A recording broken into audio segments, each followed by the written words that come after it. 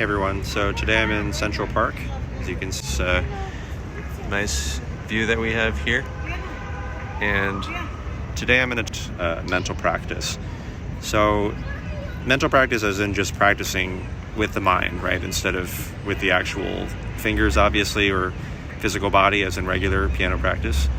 And this is just going to be like a general overview, like what are some of the overall benefits of mental practice. I mean, obviously, it allows me to practice outside or in a coffee shop or, waiting in line for the subway at the airport.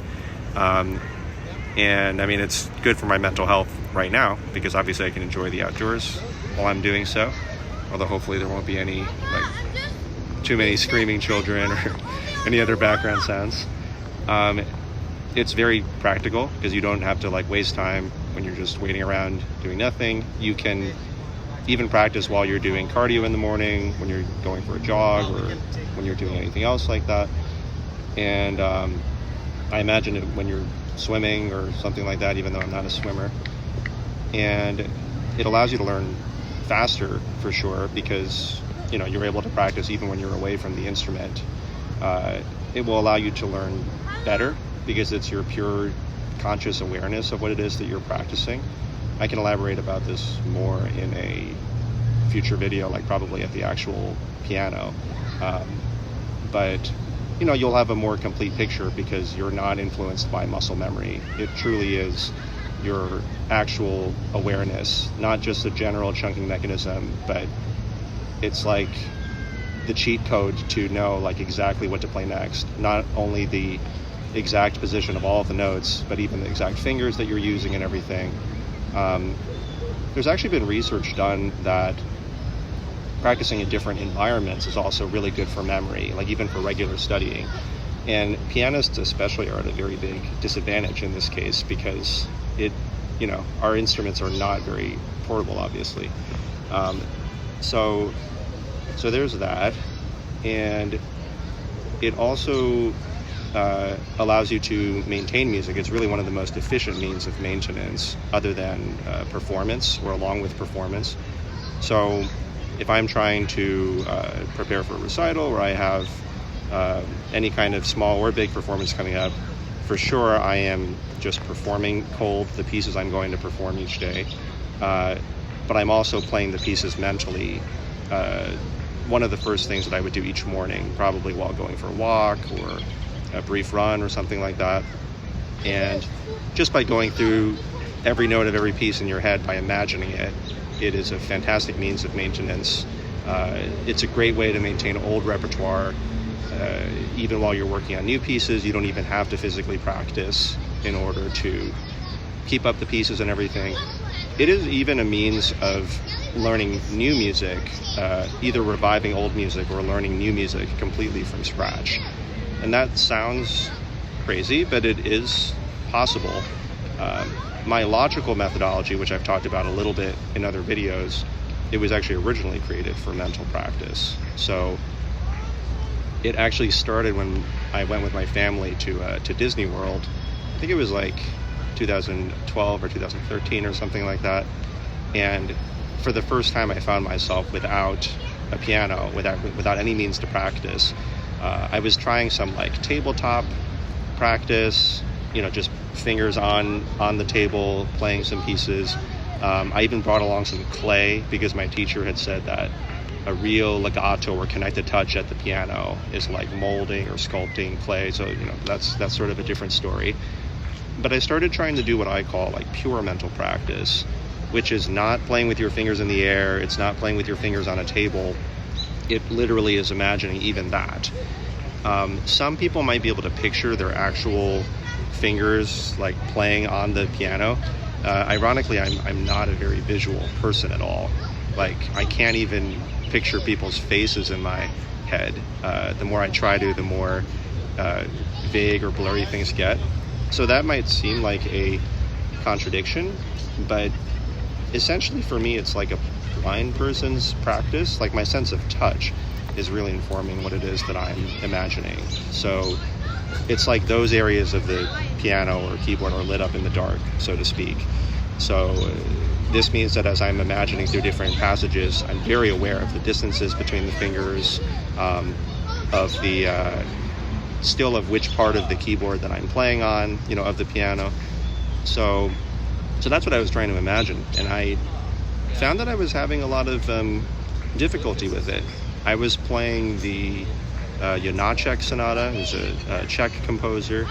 I was playing Brahms' Opus 118, and some of the music was very dense, and the more I tried to imagine it, the more difficulty I had with separating out specific notes from all the fuzziness.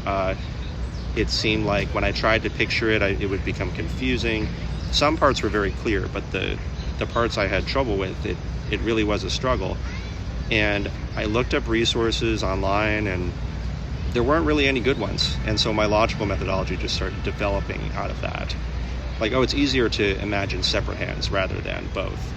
When I move on today and then I come back tomorrow, it is a lot easier to imagine because I've had some memory consolidation during sleep, because there's spacing that I've introduced in between. It's easier to practice in little tiny sets and move on and then come back and then increase them to larger sets. And all the other principles of the logical methodology, some of which I've mentioned in previous videos.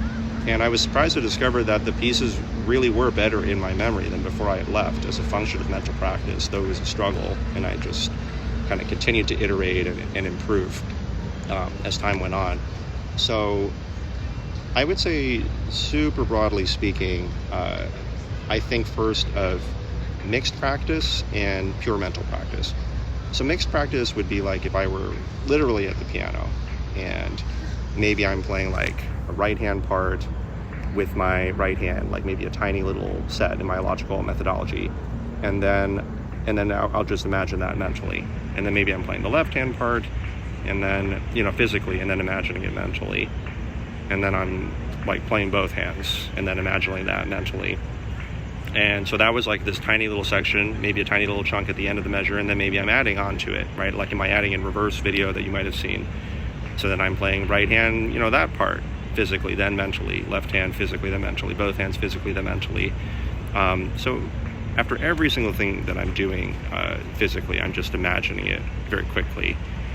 So this is how you can cultivate mental practice, because in the beginning it's difficult to do it. At least it was for me. So by doing it right after you do it physically in tiny chunks, after every single little aspect of the logical methodology, you can cultivate it, make it stronger.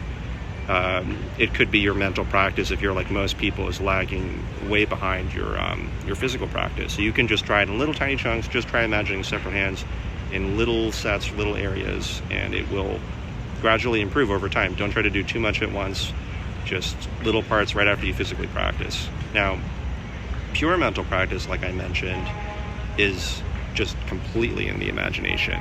There is no physical playing first. There's no fingers moving in the air.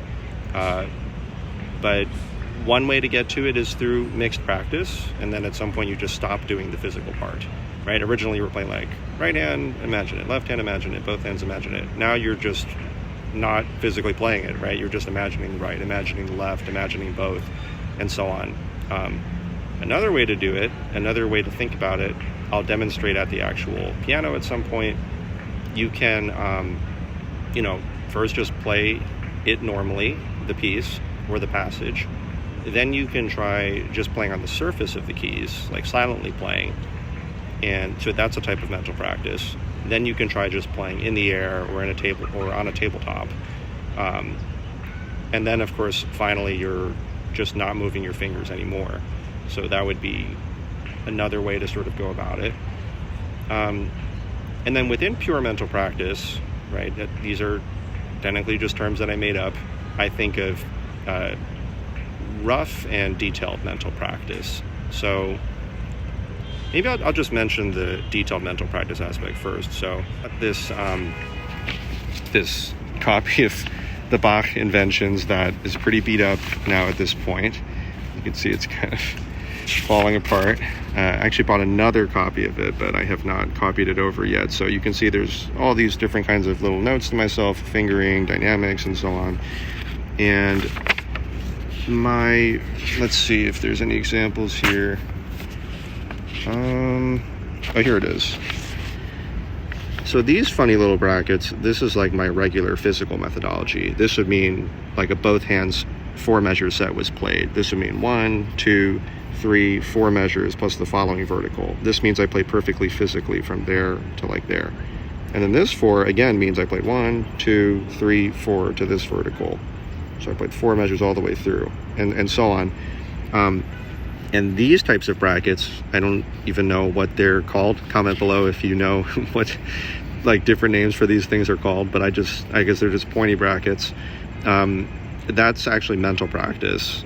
So that means I've mentally played perfectly from here all the way through, 1, 2, 3, 4, plus the downbeat of the 5th measure. I've played that mentally. So I think that there was a trip I was on where I was mainly just practicing mentally. So I guess there are some physical markings as well, but you can see, for instance, in this piece, there's only mental markings. And on that particular trip, I think I was practicing like on the bus or on whatever the transportation I was on, maybe at the hotel or whatever Airbnb that I was staying at. So yeah, and again, I found that I was able to revive a good amount of these inventions, like just as a function of the mental practice that I was doing. So yeah, so that's detailed mental practice. You can see as the sun's starting to go down, or at least it's getting blocked by something. So yeah, so detailed mental practice is honestly really just mental practice with the score. So any kind of practicing with the music, it could be extremely specific, every bit as specific as the physical practice, right? All the little steps that you've seen in other videos. And rough mental practice is really just practice without the score. So this is practice I can do while I'm just walking around in general, while I'm waiting in line, just so I don't have to literally physically hold the score in my hands. Although I have done that. I have walked around the streets and just held the score in my hands. It's not always the most practical, but I'm not ashamed to admit that I've done that. But yeah, and this is what rough mental practice is what you can do while you're doing cardio in the morning. If you're just having a spare moment and you happen to be out and about. And the way to arrive at this practicality is by doing regular, probably mixed practice and regular detailed mental practice as well too. So yeah, it's a very worthy investment of time and energy. It's one of the areas that I specialize in at this point, I would say. It's been an enormous help to me. It doesn't mean that your memory will be infallible, but it will help a great deal. And then you get to some practicing with, looking at squirrels and these very nice buildings, and it ends up like a lot of possibilities in your life in terms of practice. I would say, I don't think I mentioned this earlier, but it is also the strongest memory tool that exists in my mind, because I think it's even stronger than music theory. And I know that's a strong claim. I'll probably have that as the title of one of my other videos so that people click on it. But yeah, it really allows you to start from anywhere in the music from memory if it's done correctly. So I'll just leave you on that cliffhanger, and I don't think I'll make a video about that next week, but I'll make a video about why that is at some future point. Yeah, if you found this interesting, useful, valuable, let me know in the comments. Please like and subscribe. Tell people about the channel if you think it'll be helpful to their practice or to their teaching. And yeah, looking forward to next time.